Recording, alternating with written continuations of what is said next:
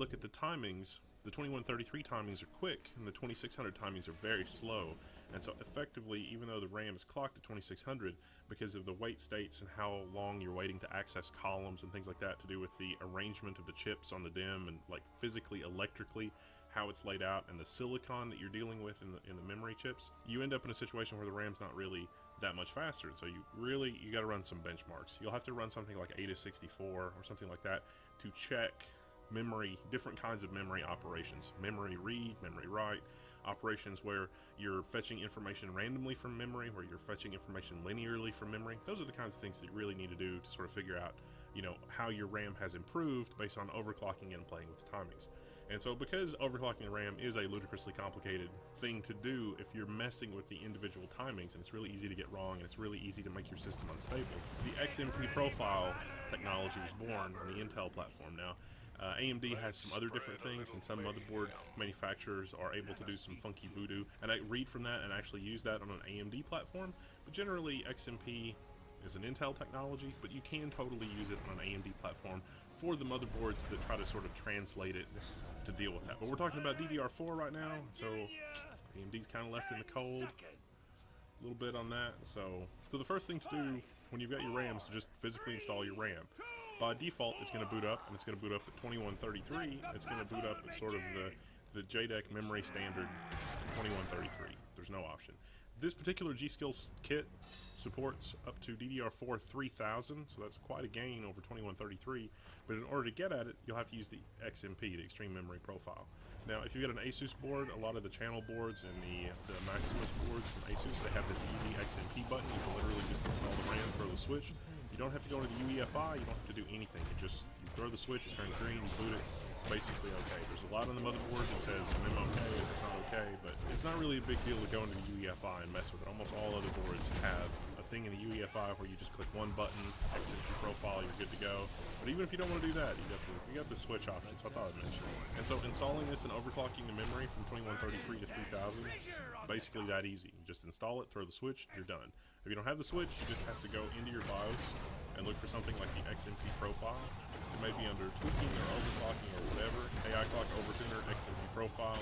Set for XMP, there'll be an option that lets you pick XMP profile. In this case, this RAM kit only has one XMP profile, so you only have one option. Sometimes you'll have more than one option for XMP, depending on, if you've got a choice of like 2600 and 3000 or 3000 and 3200 or whatever, you can have more than one XMP profile. Generally, you want the fastest one, unless it's unstable, and then you want to back off and use a different one. In this particular case, we did some burn-in testing with this kit from G.Skill. It was totally stable after 48 hours of basically grueling benchmark conditions. So DDR4 3000, Z170, basically fine. The motherboards that we're testing, they report overclockability up to 3400, 3600, 3866, really high speeds, just about 4 gigahertz in terms of system memory. Now the reality is that unless you're using onboard graphics, it doesn't really make a lot of difference in the performance of the machine. You've got a little bit more bandwidth and you've got a little bit more headroom with DDR4 than you did with DDR3, but in terms of how fast and responsive the system is and a lot of other things, the speed of the RAM really doesn't make a huge difference. It does help if you're doing things like compression or you're moving through very large files. If you routinely download terabytes of information and you really want to extract things really fast and you've got a really fast disk subsystem to keep up with it to where you're doing a lot of stuff in RAM, RAM's still not really even a bottleneck, even in that case. But it does help a little bit, and you can kind of see that from the AIDA64 benchmarks. But the other thing that's nice about the XMP profile is that generally the higher-end RAM kits have XMP profiles, which means that they support more than just the bare minimum of 2133. That means the manufacturer has basically worked on it and certified that that is going to work with this memory kit. So if you have the option, turn it on. You get an extra performance benefit. You might as well turn it on. It's not going to make your system unstable. At least it shouldn't. If it does, you can always go back to 2133. But even if it's just a little bit faster, if your RAM kit supports the XMP, you should turn that on. Probably a lot of you out there are running memory kits where you've just installed your operating system, and then you've been good. It's like, I don't want to mess with it. So if you haven't set your XMP profile and your memory supports it, then you totally should, because it's not really exactly overclocking. I mean, what it's doing here in this case is normally the DDR4 is running at 1.2 volts. Well, you up the voltage to 1.35, then all of a sudden you've got a little bit more headroom on the RAM, because this RAM was designed to operate at 1.2 or 1.35. And so if you give it more voltage, it can get more done. And so it'll run at 3000 with 1.35 volts, or it can run it at 2133 with 1.2 volts if you're, you know, in a cabin in the woods that's completely solar powered and every little tenth of a volt matters for what you're doing. So we've got a 16 gigabyte kit from G-Skill that is specifically designed for Z170. I mean, it's DDR4, but DDR4 that can go really fast. So we've got it installed, it's completely painless. We tried it on a number of other motherboards, haven't had any problems, did a 48-hour burn-in test. DDR4 3000, pretty solid. That's pretty much it. There's not really a lot to RAM. So if you pick up one of these kits or you have any questions or anything like that, head over to the forums at techsyndicate.com. If you have trouble installing your RAM, well, head on over to the forums at techsyndicate.com because we can probably help you, because I'm pretty sure my grandma can install RAM. So this could be alright. I'm Wendell. Over now.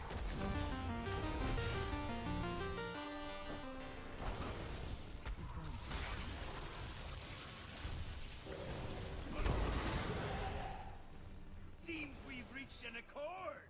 Let's show your enemies a DDR4 3200, 16 gigabytes. We're gonna take a look.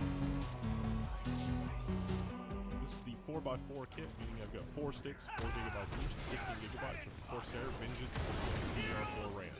Now this came in the Skylake sort of loot crate from Intel that Intel sent to show off the new Skylake platform, because everybody was like, Skylake, it's not any faster than anything else before it. What's there to be good about Skylake? So included in the kit was this DDR4 Vengeance 3200, which honestly is the fastest DDR4 memory that I've ever tested. And the reason for that is that generally having faster memory doesn't actually do anything for real world performance. But since I had it, I thought I'd give it a try. Now, this particular kit is really designed for a quad-channel motherboard. I think Intel sent it with their Skylake platform, even though that's a dual-channel platform. I don't know why. But it comes in 2 kits with 2 sticks of memory and a Vengeance cooler, or Vengeance Airflow is what they call it. The Vengeance Airflow is this thing that sort of clips over top of your RAM slots and provides directed airflow over top of your RAM so that you can push the voltage a little bit more, have a little bit better heat dissipation. Maybe you've got a water cooler on your CPU, you don't really have a lot of air movement around your CPU socket, so you need something like this to cool your RAM. It comes with 2 fans, so normally you would use both fans on a quad channel motherboard because you've got RAM on both sides of the CPU. You'll have RAM slots sort of on both sides of the CPU socket in the middle. This gives you the option of having, you know, 2 fans cooling. The coolers for that for like socket 2011, 11-3, you know, whatever that's quad channel. In this case, Skylake, 4 sticks of memory. We're just going to use the 1 cooler, so we're just going to put the other cooler back in the box. Now, given that most benchmarking doesn't really take advantage from 2133 to, you know, all the way on up, and this is the fastest memory that I've ever gotten my hands on, I thought it would be interesting to see if I could find something that actually was faster. So I looked at standard benchmarking, and basically the answer is no, not really anything is faster. Most of the time the memory performance is not really the bottleneck. The one exception is an open source workflow. So Redis, the value memory pair stored in it, is about 50% faster with this DDR4 3200 setup running the DDR4 3200 versus the 2133 stock speed of DDR. So if you're a developer and you're doing things with Redis and you have a large amount of stuff in RAM, this actually helped. The crazy thing about this RAM is that it's DDR4 3200. There are Skylake motherboards out there that are not rated and certified to run DDR4 at that speed. So like in the case of the Z170 Asus, the maximum speed on the box, 3466. Though we've seen people hit 4000 when they're using a single DIMM. Other motherboards, like the Asus Z170A, doesn't have quite as many of the bells and features, even though it's based on the same sort of platform.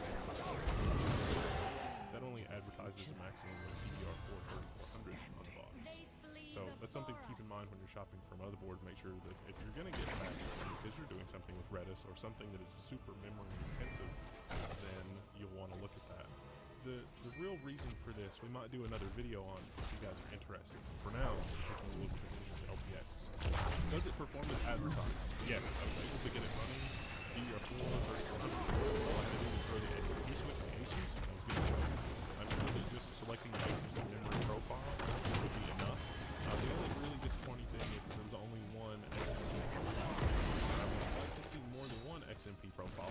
actually able to tune it a little bit when I was doing my Redis testing. Of all of the testing that I did, the Redis testing with the memory key value pair storage benefited the most as I played with the RAM clock speed. And that kind of makes sense if you think about it. It's just sort of random memory access and key value pair storage. So that kind of makes sense. But here's the thing that was interesting.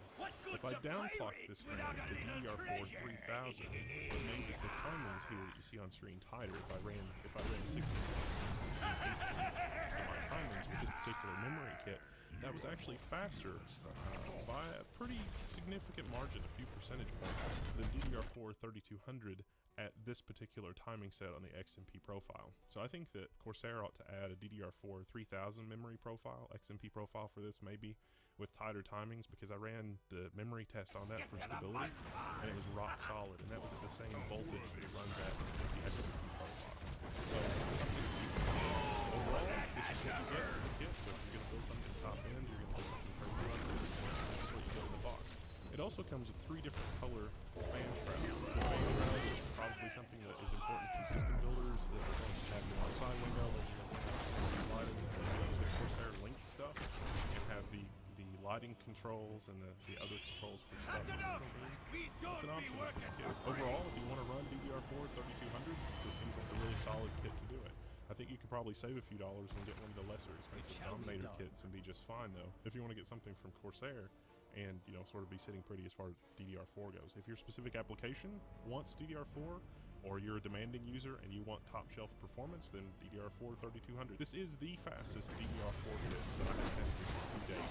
And having done some stuff with Redis and sort of dealing with that on a developmental scale, I really wish that I had some servers that had memory this fast. In terms of DDR4 3200, I've got some older stuff that's running DDR3, and I think it's stock speeds at DDR3 speeds, and so I'm going to seriously consider some Redis cache server upgrades after this. But other than that, for gaming and things like that, it's a really minor difference in performance in the system from an overall bump in RAM speed. And anything that's RAM intensive is going to benefit from this. Otherwise, this is an awesome RAM kit, so something to keep in mind if you're in the market for that.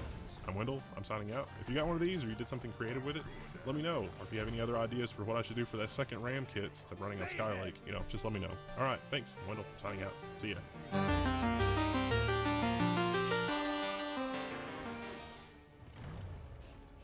Huh? They're all paid up? Bah, who cares? Let's get to the fun part! Well done.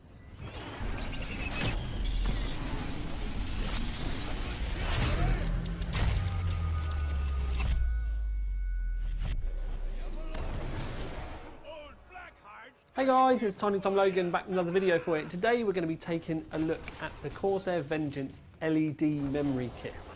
Now, I've got the white and red here for obvious reasons. I've got I do like my white and red, and they have just launched a blue kit as well. So when you see these, you will be able to get a gist for what the blue are going to be like as well. Although I will show you some pictures that I've got from them. But most important thing is memory kit, DDR4. They come in a range of capacities and speeds. They go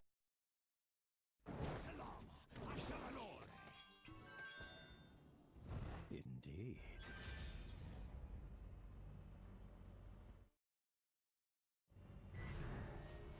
We need to recruit those mercenaries. What do you got? Oh, I saw another one of those shrimp. Trying to catch one of those shrimp, and it's so fat. I haven't really seen any of the big ones. No, that would be much cooler. Well, here, let's check out these plants. Low overhangs like this would be great places to find basilisks. That's spiky. Yeah, it's definitely spiky. Watch this. Use their key. Oh, there's a snake right there. Where? Look at the back of its tail. Hold on. I don't see it. Oh, there it is. Yep. What kind of snake is that?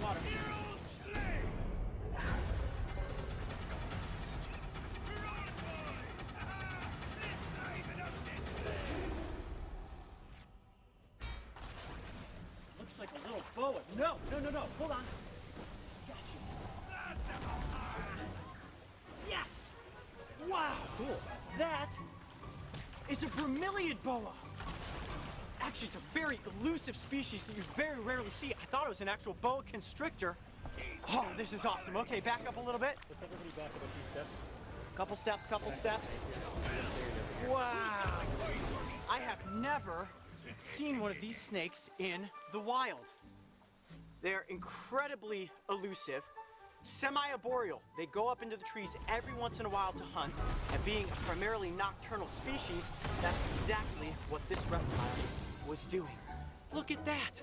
You guys are probably thinking to yourselves, Coyote, you just grabbed that snake right out of the tree. Weren't you afraid? I could easily tell that this was a non-venomous snake.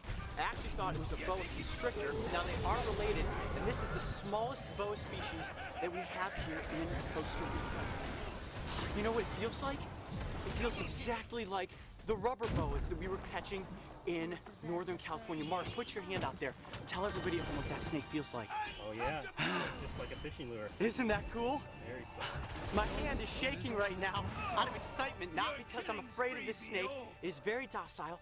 Look at its ability to just project its head outward. They're amazing climbers. Oh, okay. Oh, sniffing my nose, Is that a checking good me idea? out.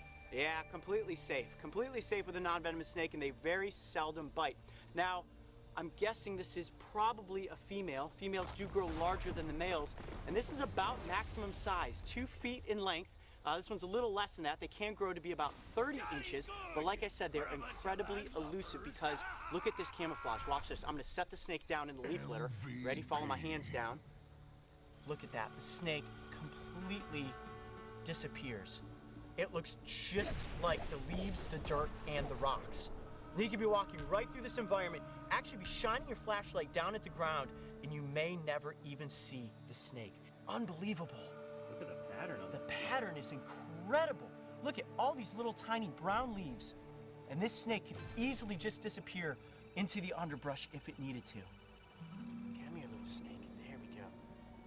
And these snakes have an unbelievable ability to balance their bodies. Now, it was up on that palm frond, and watch this.